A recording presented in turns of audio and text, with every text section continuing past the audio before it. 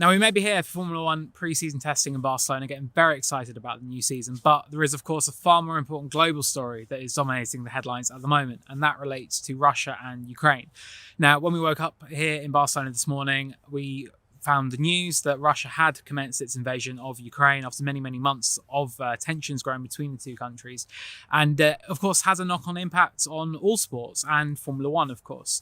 Now, the Russian Grand Prix is scheduled to take place in September the 25th at the Sochi Autodrome. It's been there since 2014. President Vladimir Putin, he was a guest at some of the early races in Sochi, handing out the trophies on the podium. And the Russian Grand Prix, as with all major sporting events in Russia now, is in question. It's something that we have to talk about, obviously. Now, early in the day, Formula One said that it was monitoring the situation closely, as to be expected. The race, of course, is about 7 months away from now. But then in the driver's press conference, it was put to Sebastian Vettel, who's a GPDA director, and obviously has been one of the most forefront figures in the F1 paddock when it comes to important social issues. Now, Sebastian Vettel said that he couldn't speak on behalf of the GPDA, as they've not met, but in his personal opinion, he said, "I would not race in Russia." And that really, I think, sent a strong, strong message out. And Max Verstappen, he said that it's wrong to race in a country that's at war. Fernando Alonso, he said that he hoped Formula One would do the right thing. This evening as well, Alonso, he posted calling for a ceasefire in the conflict on his social media accounts. And that was a very big story. And the team bosses were also asked about it, and they said it would be something that obviously would be discussed, but it's a very fragile situation, actually.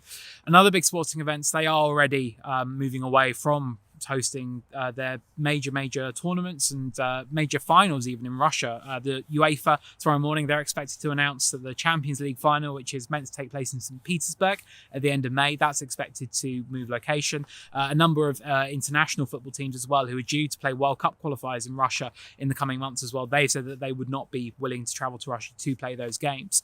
And then probably the biggest news this evening was relating to Haas, which is a team that has a Russian title sponsor, Uralkali, and a Russian driver in Nikita Mazepin. Gunther Steiner, he was due to appear in the team principal's press conference earlier today, but he was pulled out at the last minute, so it left only 4 figures in there instead of 5. And then Mazepin's press call was also cancelled later in the day. Haas announced this evening, just as we were about to leave the Circuit de Catalunya, that the team would not be running with any Uralkali sponsorship on its car tomorrow. The team runs with red, white and blue colours that resemble the Russian flag. Uralkali has been the title sponsor of the team for the past 2 seasons, and the team is known as Uralkali Haas F1 Team. Haas said it will be running in an all-white livery tomorrow. The driver lineup of Mazepin and Schumacher doing half a day each, that will remain unchanged. But the team said it would offer no further comment at this time. Interestingly, though, the team issued this statement using its old original logo of just Haas F1 Team, no Uralkali, and in the paddock, Uralkali stickers are being removed from all of the team trucks and from its various vehicles and the trucks and everything it's got inside the paddock. Obviously, it's a developing story. It's something that we don't see really where it's going to end in terms of what final decisions are going to be taken by either Formula One or Haas. Uralkali, we know, are such a big backer of that Haas team with that title sponsorship.